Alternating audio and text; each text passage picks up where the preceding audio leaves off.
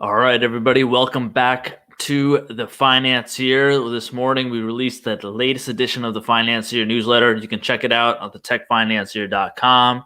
If you're just chiming in, feel free to let me know where you're calling in from, where you are today. I'd love to connect. If you have any questions, always feel free to ask. Submit it in the Q&A or the chat box on the side. I'm always looking for more feedback from the community. It always helps. Today, we're going to talk about the change and leadership at Amazon. There was a big change after 27 years. Jeff Bezos is stepping down from the CEO role. He's going to become the executive chair at Amazon. He will be making a big move. This is a $1.6 trillion company today. It has a lot of momentum behind it. It has a lot of things going. Company, we'll talk about the earnings from this week. The record sales they did in the fourth quarter, what projects are being released, who's Andy Jassy, the new incoming CEO, and my experiences with Amazon Prime. So let's begin. If you got any questions, again, comments, feel free to chime in. Let me know your thoughts on Amazon. If you use Prime, any of the products, love to hear about it. So Jeff, since 1995, whenever he launched the company, has always referred to has always begun every annual letter with saying that it's day one at Amazon. Today, he's the second richest man in the world. I think it's actually day two at Amazon. It's starting its next chapter with the new leadership. We'll talk about Andy Jassy, who he is, how he started the AWS platform, how Jeff recruited him, why he's staying on board. So not bad for Jeff, who originally started his career in the hedge fund industry, worked at D.E. Shaw, was a quantitative hedge fund tech guy. He worked behind the scenes. He left his job in 1994 to start Amazon out of a garage in Seattle. The main reason for him to do this was, one, he needed to have access to the distributors, the book distributors. There were two major ones in Seattle, Washington. So there was a really good reason for him to be there. He had to buy a lot of books and have direct access to this wholesale inventory. And the second reason is he bet big on technology. So Microsoft at that point in the mid 90s had a really big presence in Seattle. And both of those companies believed that they needed to be far away from Silicon Valley, close enough to get there, but it was important to be within reach to say that we have access to the network and the talent, but we live in a better environment. So Jeff Bezos now, after 27 years, is stepping down in the third quarter of 2021. His transition will begin in this third quarter. It'll start in July. He's actually going to move most of his focus into new products and initiatives. This includes the Washington Post, the Day One Fund, the Bezos Earth Fund, and Blue Origin, his space company, his rocket ship company. He's created the one-click program, personalized recommendations, the Primes, fast delivery. I get 1 hour delivery now. Just walk out shopping at the Amazon Go stores, the Kindle, Alexa, Marketplace. Obviously, cloud computing is the biggest one. So there's a lot that Bezos has completed in his 27-year track record. It's pretty impressive. I think he has done quite a bit for both the United States at a national level and international level. We'll talk about the billion plus products that were shipped worldwide later on, about the record global sales they had in the fourth quarter of 2020 very soon. So who's Andy Jassy? Andy is actually the father of Amazon's cloud computing business. He has no technical background. He actually graduated from Harvard Business School in 1997. And in 2006, he launched AWS, also known as Amazon Web Services, the company's $51 billion cloud computing service. And it grew to $12.7 billion in the last quarter, up 28% from the same period last year. So this guy knows quite a bit about hypergrowth. I have a chart in this week's newsletter that shows the quarterly revenue growth. It doesn't look like it's ever dropped quarterly below 25% growth rate. There were peaks in 2015 where they had 60, 70, 80% growth rate year over year. This is 10 years after the cloud computing product had been released. It's very impressive for a multi-billion-dollar division. This division still leads the cloud computing infrastructure race. Microsoft and Google are still trying to catch up, but Amazon still leads this division with the highest growth rate, highest dollar amount in revenue as well. So Andy has been one of the few CEOs or few executives on the team that has been with the company for 20 years. He's experienced all the good and bad times at Amazon. He's definitely understood the business cycles in the company. I think he's well suited during this time when Amazon has record sales to lead the company for the next 6-7 years as CEO. I think he's 53 years old. So they have another entire business cycle to endure with the new CEO before someone else probably steps in, because Andy's been there for 20, 40 years now as well. So let's talk about the fourth quarter at Amazon. The company delivered $125 billion in sales, record, highest ever in the company's history. In the first quarter of 2021, the company's forecasting an operating income of $3 to $6.5 billion, and that assumes $2 billion worth of COVID-related cost. While the sales will slow down from the fourth quarter to the first quarter, they've already delivered more than 1 billion products in the fourth quarter to shoppers all over the world. This is record sales. This is exactly why they have record sales. They had Amazon Prime Day, and everyone have shifted online with two drivers for why these sales hit such a peak. Amazon also tripled hiring in this period. We saw 175,000 new full and part-time employees, bringing their total to 1.3 million employees. It's a record number in that sense. They're taking care of a lot of those employees, so it's pretty amazing. But even with those record sales, they had high shipping costs that increased by 67% year over year to about $21.5 billion. And then, as many other people in the industry know, physical store sales dropped by 8%, which is really not that bad, mostly because Amazon really owns three types of physical stores that I'm aware of. One are the bookstores, Amazon Go stores, which is like a convenience store, and then Whole Foods, which is a really big enterprise and has a large footprint across America. So you can read more about this in the press release. I provided it in the newsletter if you'd like to. If you haven't already, definitely subscribe to The Financier, like and comment. Let me know where you're calling in from today. So Amazon Web Services is a core business for Amazon. Today it delivers 10% of the company's total revenues, but it actually delivers 52% of the company's profits. So it's a very profitable, high margin, high growth. This operating income actually increased by 37% from a year earlier. So we're seeing super growth in this division. Let's see what else. So the company in December had I think a 2-week conference online. It's called a reInvent AWS conference. They usually do this in person. This is designed for their cloud customers and partners to learn about their 180 new services and features across computing, storage, database, machine learning, and other technologies. So there's a lot more being released. There's no way this company is slowing down. So Amazon's always operated with the mentality that your margin is my opportunity. This has been their motto since day one. The company looks for high margin businesses and then attacks them with a better customer service model. I included a graph this time that shows their flywheel, so you can understand that, hey, this company has some core pillars in the business, and then address those pillars and increase the customer's experience. So first up, I'll just talk about the flywheel, and then I'll talk about the fundamental pillars. There are 4 parts of the Amazon flywheel. The first is the selection. They have the widest number of products and services available across any e-commerce platform.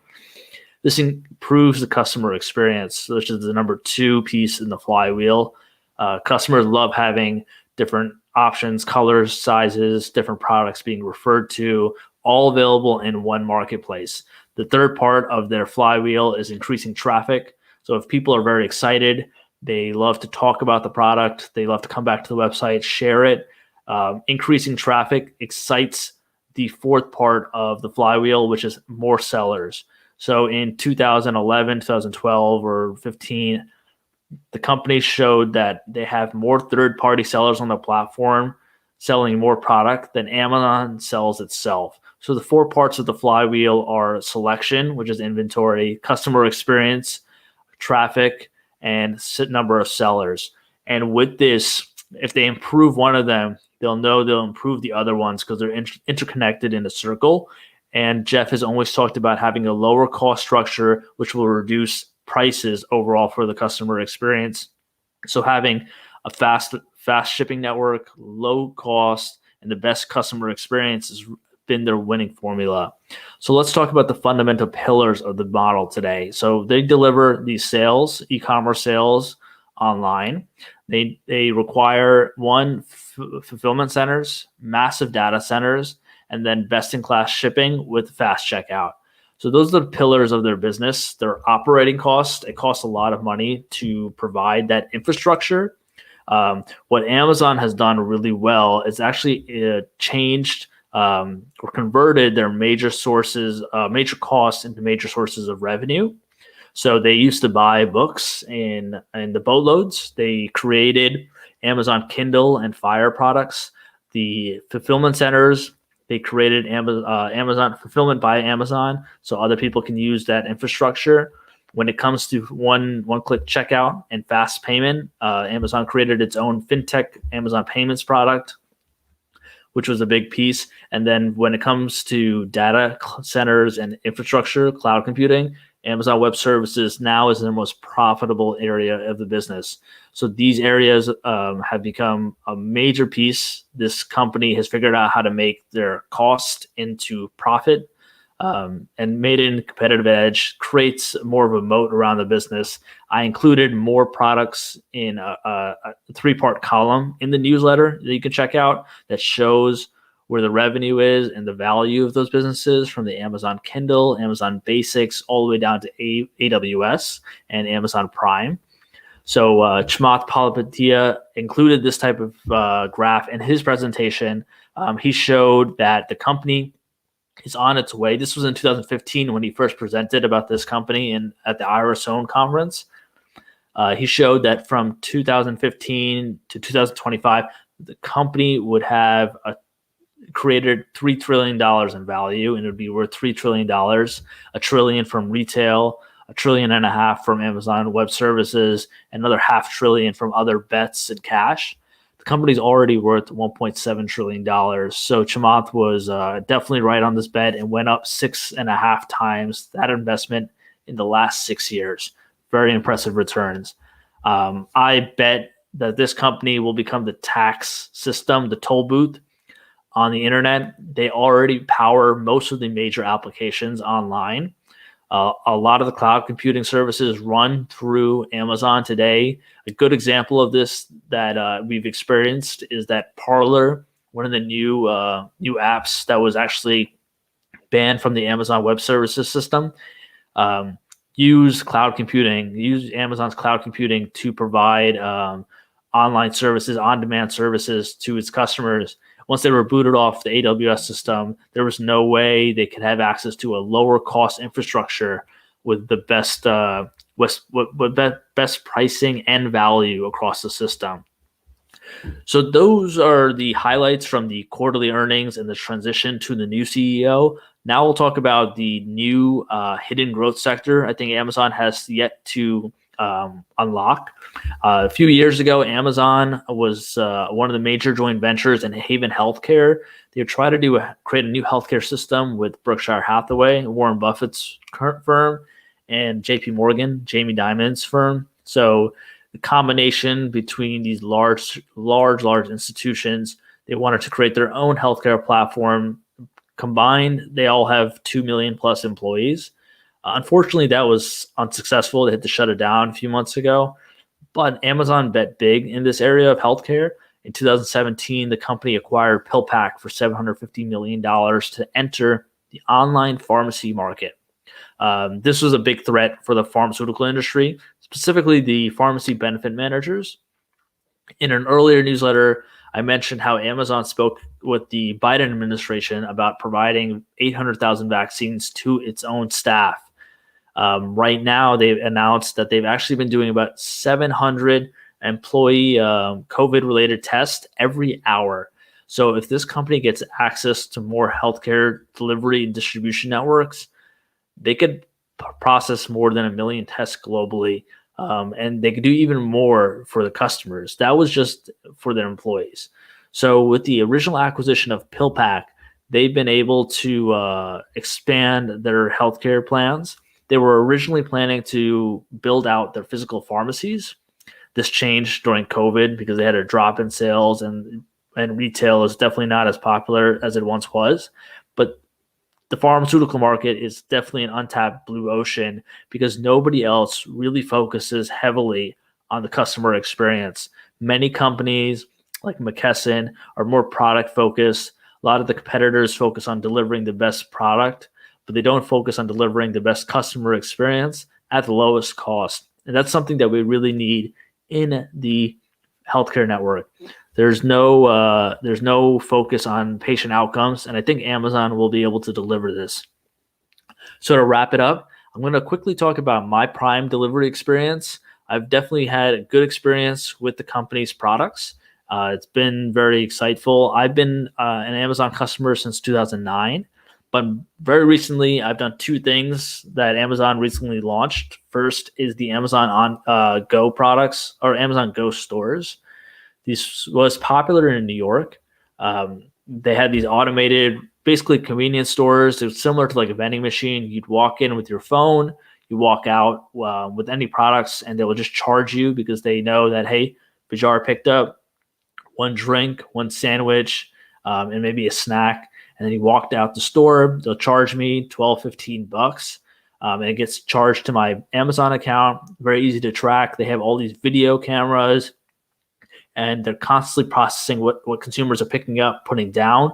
Pretty exciting, very cool. This will pick up, it will boom coming out of COVID.